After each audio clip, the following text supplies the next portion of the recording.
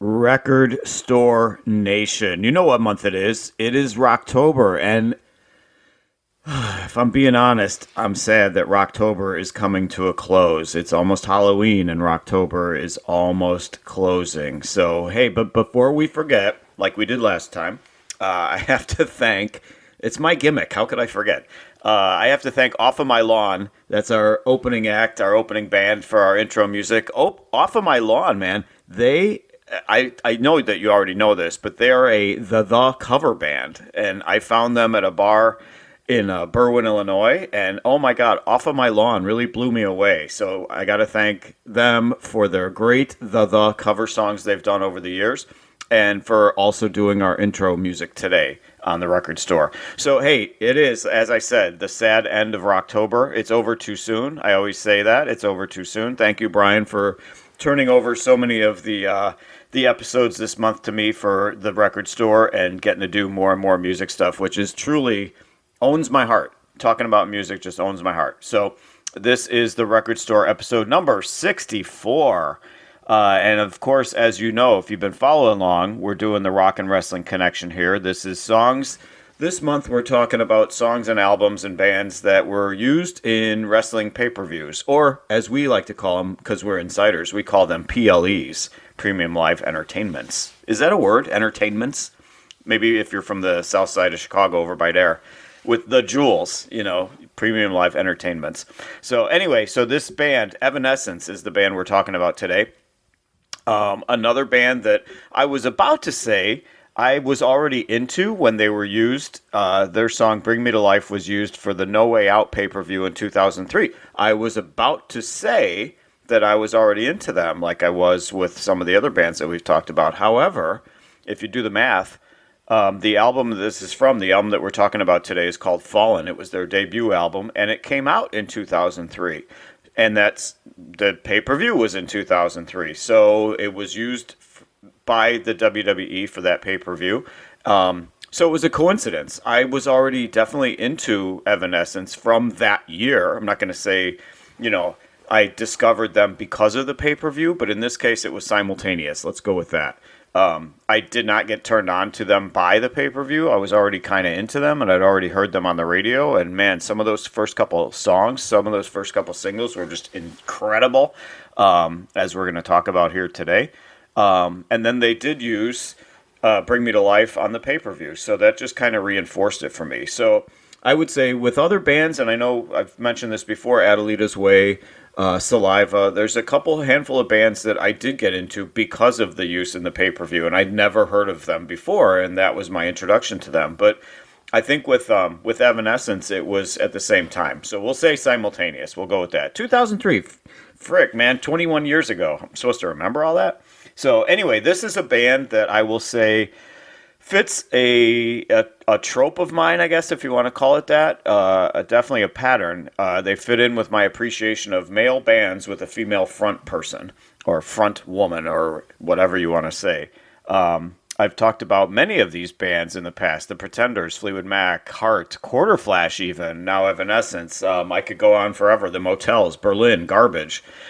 There's so many bands that it's dudes with a female person in front singing. And I love it. I don't know what it is. It's not a looks thing, although in some cases, Nancy Wilson is hot. Stevie was hot. There are good-looking women in front of bands for sure, but it's not a looks thing per se. There's just something about the chemistry of the band, the way the music, I don't know. There's just something magical to me about a female in front of a bunch of guys doing the music. So just like I said, the chemistry and the music that they put out, more often than not, is just fantastic. Hey, an all-girl band would be fine. There's not as many of them, but the Bangles were cool. The Go-Go's were cool. There's not as many, not as many to choose from. And obviously, an all-guy band is pretty cool, too. Tom Petty and the Heartbreakers were pretty damn good. The Rolling Stones were okay. The Beatles, these are bands. The Who, just bands of dudes is fine, too. But, man, there's just something magical to me. I don't know. There's just something for me that just a band like Heart or Fleetwood Mac, just amazing to me. And I like the fact that Quarterflash came to mind too. They probably had 2 or 3 albums back in the day, but I thought of them too because I really liked them too. So all right, but we're talking about Evanescence, not Quarterflash, despite that. Evanescence. I can say it. I do struggle with spelling it without really thinking about it, though, and as you will as well. But anyway, Evanescence, they started in 1994, yet they've only had five studio albums, so it's been 30 years. I've done the math here. Hold on. One album every 6 years is the average. Uh, so they've done five albums, a whopping five albums. I have all of them because they're amazing. Five albums in the last 30 years. And shout out to our own very own Brian Trammell. They started in Little Rock, Arkansas. So I'm not sure if he had seen them in bars down there or what, but Evanescence started in Little Rock, Arkansas in 1994. It was Amy Lee, the vaunted vocalist of Evanescence to this day, the only surviving member of the band, shall we say. So Amy Lee and guitarist Ben Moody, they got together. They were a duo. They, did the usual route, performing in bars and coffee houses and you name it. They stuck with it. They finally released their first album, this album, Fallen, in 2003. There were huge singles from this album, huge singles that got them over the top right away. This album sold 4 million copies plus in the United States and also garnered them 2 Grammy Awards.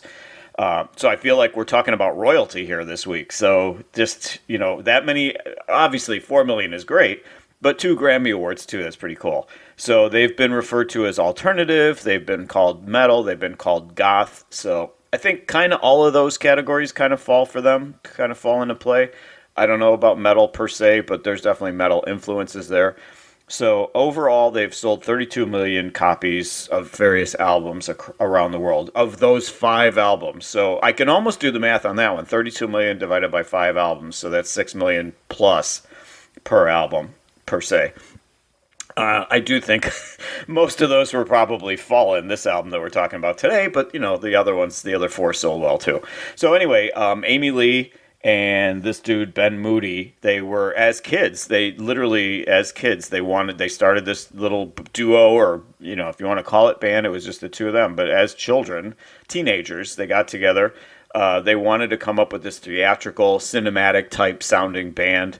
But they were dirt poor. Imagine that. In Little Rock, Arkansas, they were dirt poor back in the day, and they were playing on, cheap musical instruments. They didn't have the access to expensive stuff like the synthesizers and the various things that they needed to do the kind of music that they wanted to do. But they stuck with it. They tried to get more and more, lavish in their production as they were, aging and getting older and committing themselves more to the music. So Amy Lee wanted to bring in more operatic and classical elements to the rock. She wanted to keep adding those types of things to the rock music they were doing.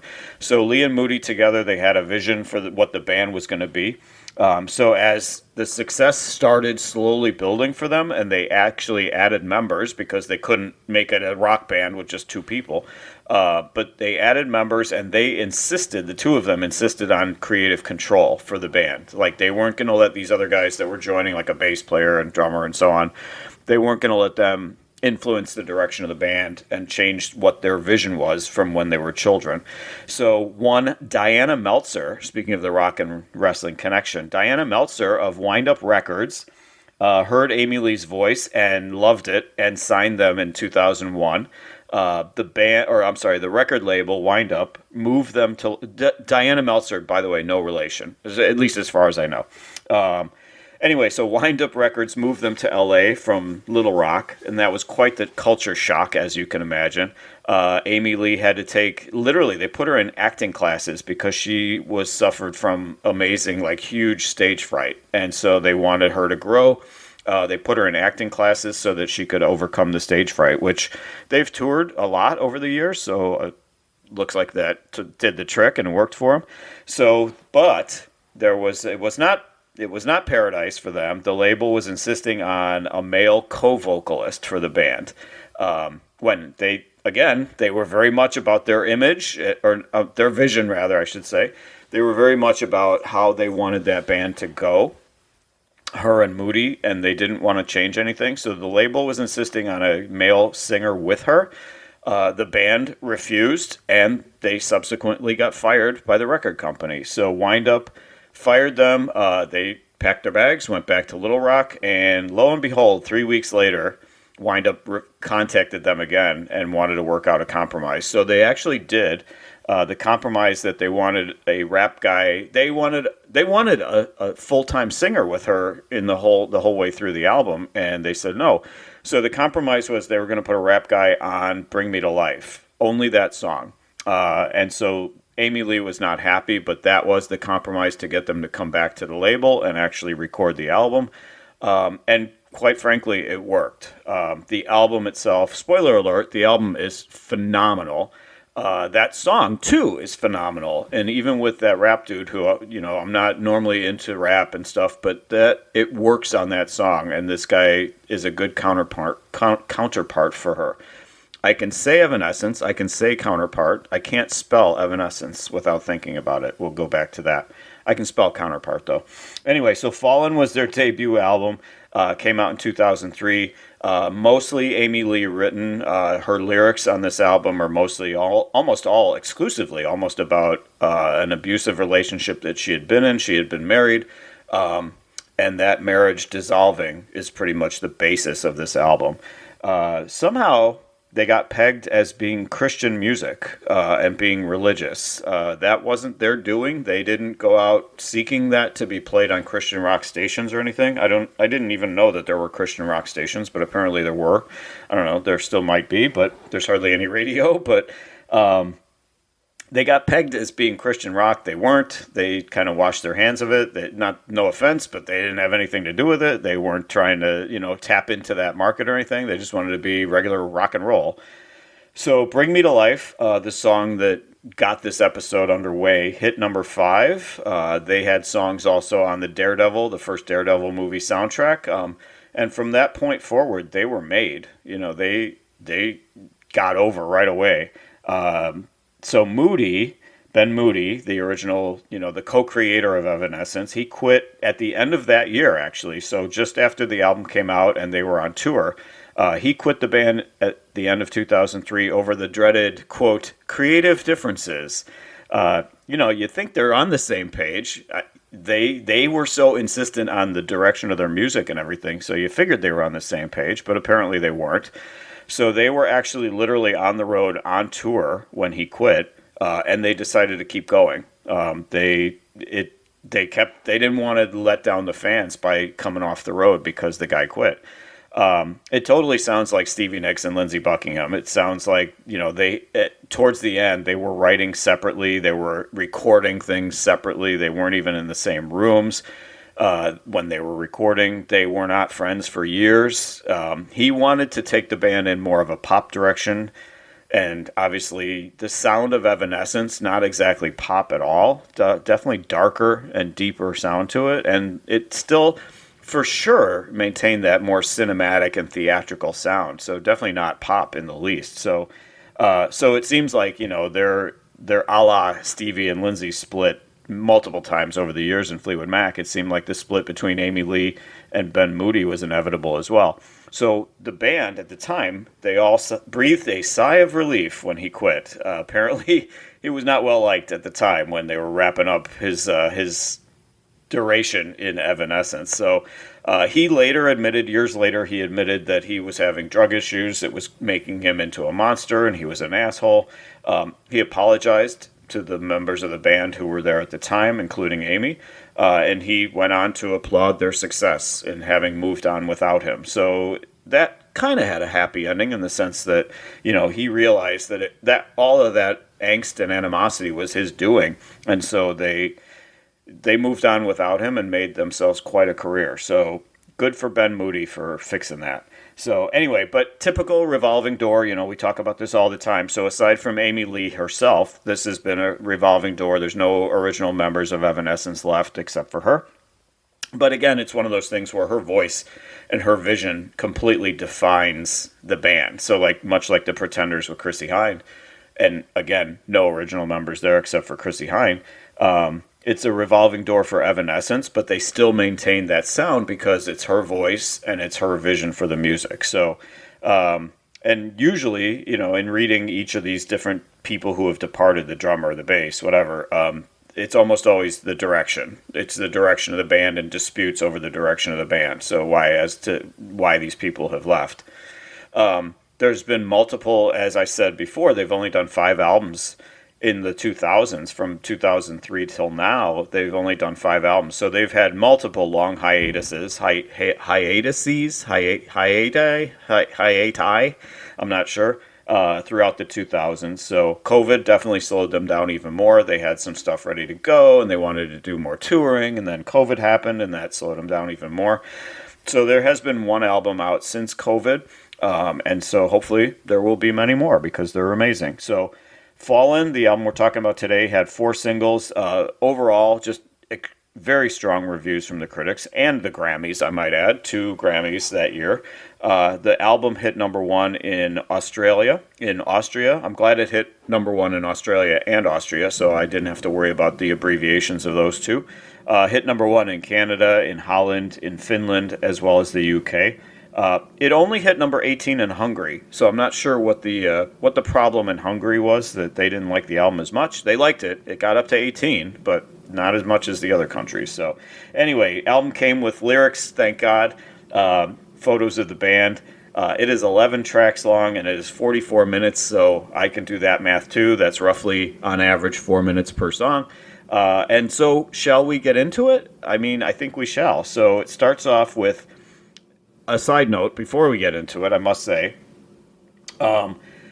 When we do the Patreon and I have to come up with what my favorite song on the album is, it's something, and I've said this before, sometimes it's a struggle because there's so many good songs, and sometimes it's a struggle because the album sucks and it wasn't what I expected it to be, and it wasn't what I might have remembered it being back in the day. Although there's new albums that get used too, so we go across the gamut. So, but this one is definitely, again, spoiler alert, I've circled almost every track out of these 11. I only didn't circle like 3 songs as being like potential favorites. So the Patreon is going to be the song from the pay-per-view. Spoiler alert on that too. But if this was a regular episode of The Record Store, it could have been any of a number of songs here, and this would have been impossible. So I do have to say thank you for the gimmick on this one, that I don't have to make the decision of what the best song on this album was, because we start out at #1, and the #1 spot is called Going Under. It is an amazing song. It's got a great beat. Immediately, her voice comes in. She's so vulnerable. Her voice is just so strong and yet vulnerable at the same time. Just such a powerful voice. A pulsing bass. It's just backing her up. It just sounds so good. Her singing here, she's singing about the asshole that she loved who ignores her, basically. He's killing her. She's going under, hence the name. She's screaming to survive and screaming to escape this horrible situation. So her voice is just, you're going to get tired. Take a shot every time I say that Amy Lee's voice is entrancing, because it's so phenomenal here. It's phenomenal in general, but this album and this song, just incredible. So it's another example of just very sad material, very painful material, making for a classic rock and roll song. It's a great, Going Under is just a phenomenal start to the album and a start to their career, because this was the very first song on their very first album. So this is the first thing you hear when you think of Evanescence. It was the second single. The record company wanted it to be the first single. It seems like there was a lot of battles there. But they wanted it to be the first single, but the band insisted on Bring Me to Life as the first single, so they went with that. So this was the second single. Going Under, just a phenomenal start to the album in the first spot there. So second song, spoiler alert, is Bring Me to Life. This is the song that was used in No Way Out in the pay-per-view in 2003. A piano open, just, again, very haunting. You definitely pick up on the fact that Evanescence has a sound. There's some of the bands we cover have a sound. This 80% of this album has that sound, which is a great thing. I'm okay with that. So anyway, piano open, haunting.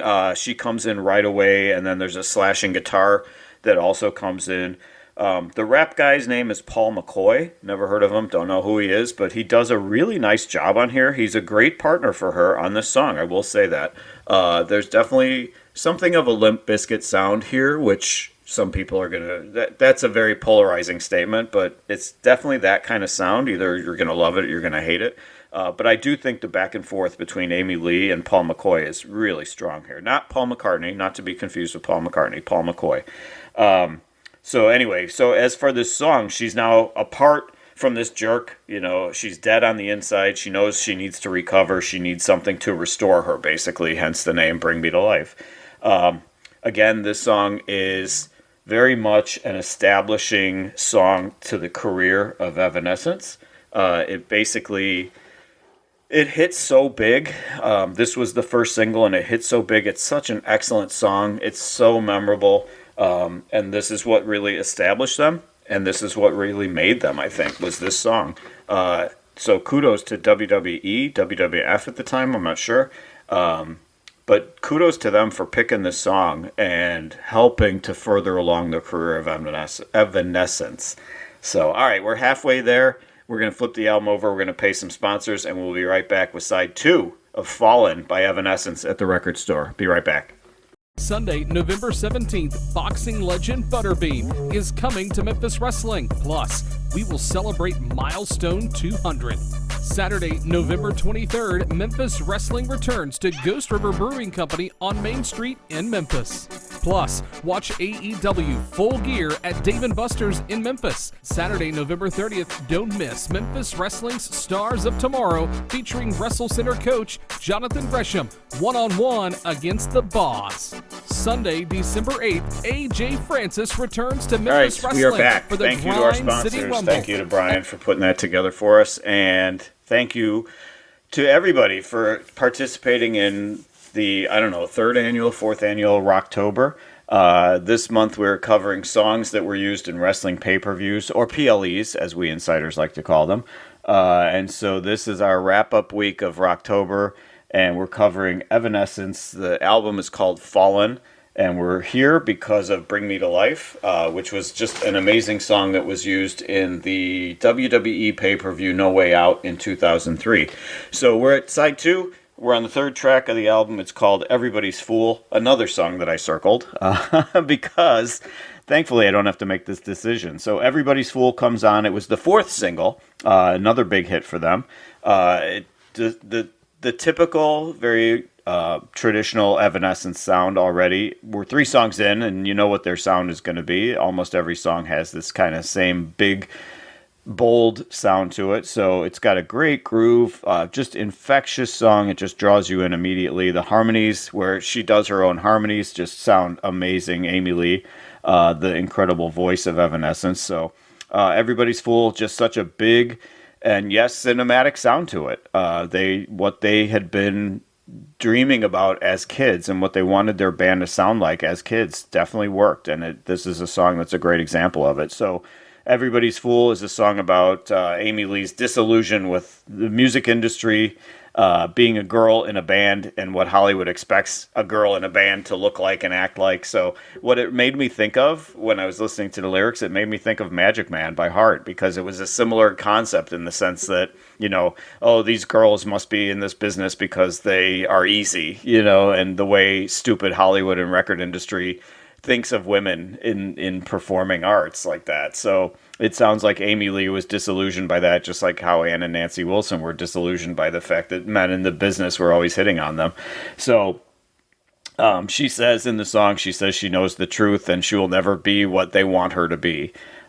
So another hit, Everybody's Fool was another single, the fourth and final single from this album. So 4 singles out of 11 songs, pretty damn good, especially for a debut album. So Everybody's Fool, another masterpiece at number 3 for me. Fourth song, speaking of masterpieces, or master pie, would it be? We're having spelling issues today. Anyway, so My Immortal is the 4th song on the album. It's a stunning, just breathtaking piano ballad here. Her voice just owns this song. It's like, we talk about haunting people in music, always Stevie Nicks. We always talk about haunting songs and stuff, but this song is truly haunting. The strings come in, and all I got to say is the emotion in this song, not only from Amy Lee, but from me listening to this song. It's just something about this song just grabs your heart. It turns out that Moody was the one who wrote this song, not Amy Lee. Believe it or not, he wrote this song when they were 15 years old, So when you listen to this song and how beautiful this is, and to know that this kid, well, guy, wrote this song when he was a kid, he was 15 years old, is just absolutely incredible. So Amy Lee admits in talking about this song that it was his song, but man, she owns this song. She takes control of this song and just owns this song. So it is literally, My Immortal is one of the prettiest things you'll ever hear in music, honestly. It's a song of losing somebody, whether it's her lover, her parent, maybe, or his lover, his parent, because he wrote it. It's a very painful, he's missing this other person, how they have all of me. She sings that they have all of me.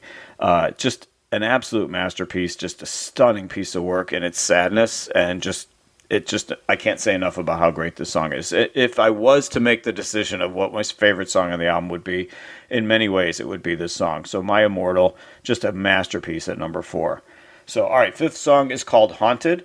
It is truth in advertising, I will say that, because it sounds like literally the opening strings of this song, or the opening strains of the song, I should say, sounds like walking into a haunted house, So the song is called Haunted, and that's kind of what it sounds like when it kicks off. The song kicks in heavy, like a minute into it gets real heavy and dark. Back to Amy Lee basically hating on the ex-husband. Why am I here? You're always haunting me. You're always watching me. You're always hunting me down. You're always pulling me down. Really raw stuff. When you really sit down and look at the lyrics and listen to it, really raw stuff. So a symphony, like an operatic chorus comes in. Just another great song born of this pain that she suffered from this divorce and this bad marriage that she was part of. So Haunted was not a single, although to me it was just as good as all of the songs that were released as singles. So it could have easily been another single. Although, I don't know, there's something to be said for the fact that so many of these songs are so dark that maybe they just didn't want to release some of them as singles because they were just so dark, and maybe they didn't think they were going to get radio airplay for them. So, all right, sixth song is called Tourniquet.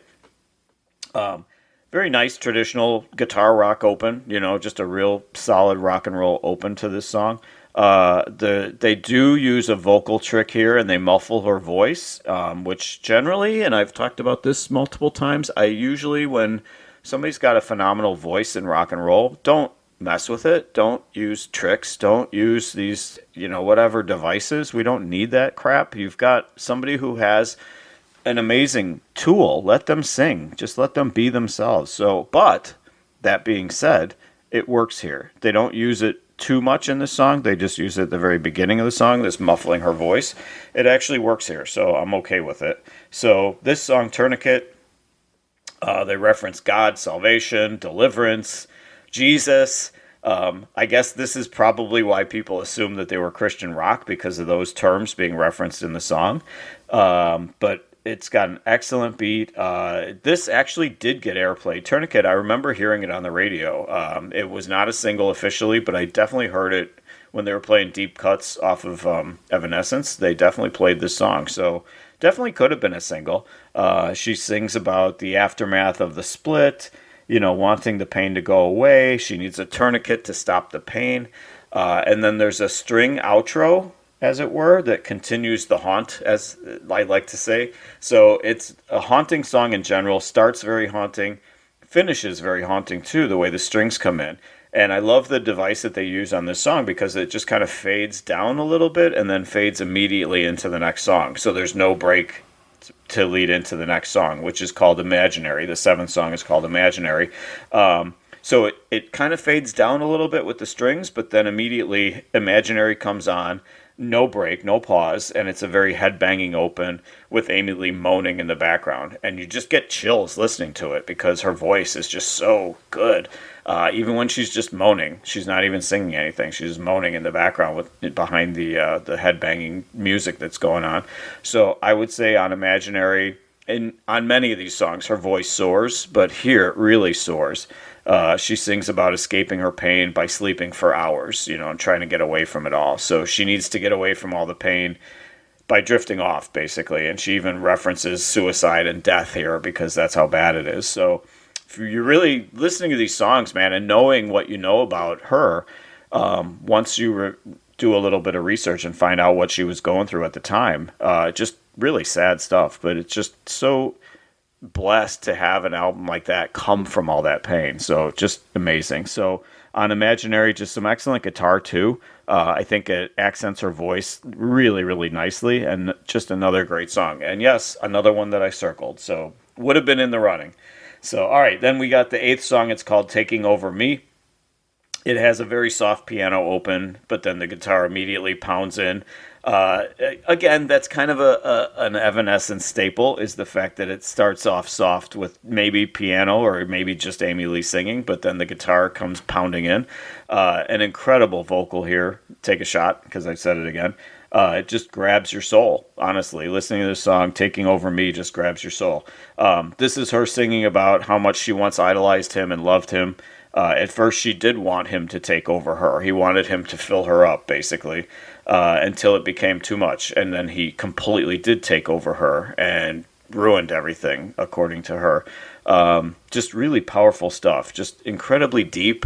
And you get the notion that, man, thank you for sharing that, because, man, the pain that some people go through, especially a musician here who had the opportunity to share it and turn it into an album, much like Rumors, how Rumors was, everybody knows, about all the heartbreak and the angst and the hatred and the animosity that Fleetwood Mac was going through. So completely different type of music, but man, so hats off to this band, especially Amy Lee, for the way she sings it and the way she wrote most of this stuff. But man, just an incredible effort on their part. So Taking Over Me at number 8. Ninth song, also circled. The only ones I haven't circled so far were Tourniquet and Haunted. That's pretty much it so far. There's only going to end up being 3 songs out of the 11 that I didn't circle as being the potential number 1. So Taking Over Me was 8th. The 9th song is called Hello. Again, another sad piano open. You're sitting there waiting, when does it kick in? Is the song going to kick in? Is this even though we're only 8 songs into the career of Evanescence, you kind of get how it goes. It's going to be that soft open, and then the music just pounds in. So you're waiting for it to kick in. Totally different sound here. It's just her singing on the piano. And I'm thinking, is it going to stay this way? Is it just going to be her and the piano? Let's see. When does it kick in? We're going and going and going, and no kicking in yet. So here she is dead. She's dead in the soul from the breakup. She wakes up and she realizes she isn't dead, but she needs help. She desperately needs help because she's broken on the inside. So that is Hello, I guess, is her coming back to life, perhaps. Hello, real world, I'm back.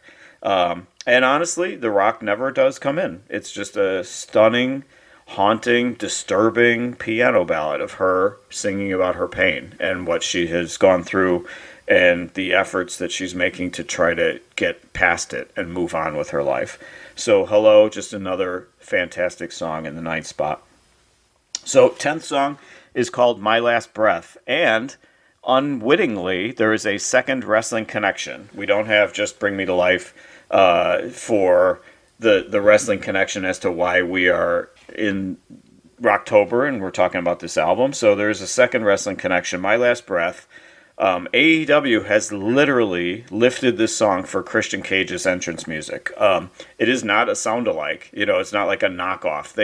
It's like note for note. It is literally this song. So if you drop the lyrics and the singing from this song and you just go with the music, you'll hear this song and you're like, wait, as a wrestling fan, I know that song from somewhere. Where do I know that from? I picked up on it immediately as soon as I love that song too, which is so interesting that when Christian came out in AEW for the first time, I'm like, where do I know that song from? I know that from somewhere. And I knew, I went back and found the Evanescence album that it would come from, and it ended up being this one. So like I said, it's not a sound-alike. They literally, they had to have paid for the rights. They must have, because it's literally this song. They just dropped the singing out of it. It's just the instrumental version of this song, My Last Breath.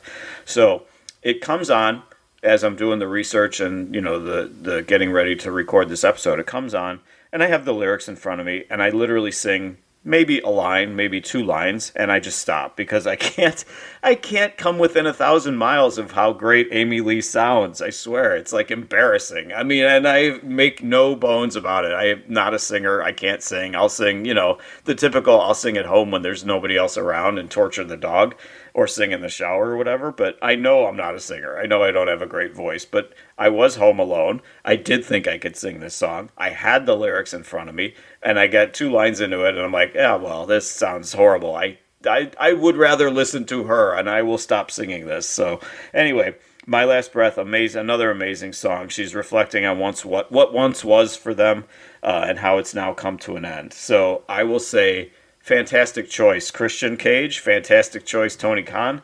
Thank you for putting it on AEW every couple weeks or so, on every time Christian comes out to the ring. So good job there. And an excellent song on this album. So, all right, 11th and final song is called Whisper. A very hard open to this song. There's a lot going on here. There's many elements to this song. There's strings. There's an operatic chorus once again. There's hard guitar going on. There's synthesizers. There's a tempo change or two, which I like. There's just so much going on this song, Whisper. But it is well assembled. It's well put together. Once again, Amy Lee is in pain. The monsters are coming for her. She's really afraid right now.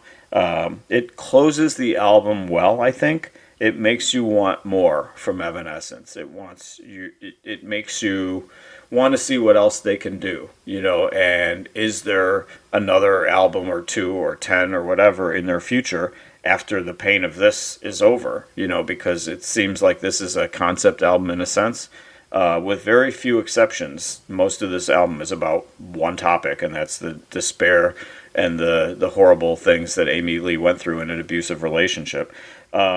Evanescence, just a very distinctive sound for sure, but the music and the voice, definitely, like I said, very distinctive. When they come on, you pretty much know the operatic kind of sound to her voice, and you know that it's them, and it works. So I will say, I did the spoiler alert very early on in the episode. This is a magnificent album. I'm so glad that this came up in the rotation. I'm so glad that this is part of Rocktober, and so glad that it was part of this pay-per-view that led to it being talked about for this episode. So that is it. Unfortunately, we bring Rocktober to a close. We'll be back with I believe the next episode is I'm not going to preview it, but the next episode will be something special as well. But Rocktober comes to a close. Thank you so much for the opportunity to do a couple extra episodes for the month of October, Brian. I appreciate that. And thank you to Evanescence, and thank you to Amy Lee for just an incredible debut album. I debate, not vociferously, but I debate with another podcaster about the greatest debut album of all time.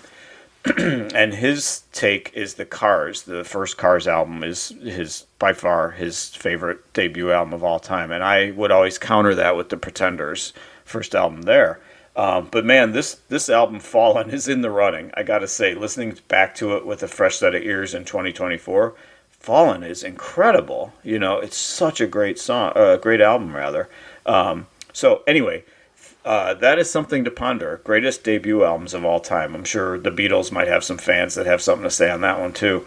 And The Who as well. There's so many great bands that have had great masterpiece opening albums. So anyway, Fallen, I put that in the team photo for sure as greatest debut album of all time. So anyway, thank you to Brian for putting this all together and coming up with this concept. Thank you to Evanescence, of course, and Amy Lee, and here's hoping we get many more albums out of her, and maybe she has better things happen in her life, and she can not sound different. I want her to sound exactly the same, but I don't want men to keep breaking her heart and hurting her so that she can actually move on and have a nice life. But if that's what it takes to get great music out of her, just like Adele, then so be it, because I want that great music to continue. So thank you to Evanescence for a great run, and hopefully many more albums to come. And thank you, TRS Nation, for sticking with us. So we will have another new episode coming up very soon. And if you are a Patreon, stick with us. Spoiler alert, you know what you're going to hear, but stick with us and we're going to talk about that song a little bit more. Thank you to everybody, and happy Rocktober, and have a safe and very candy-filled Halloween.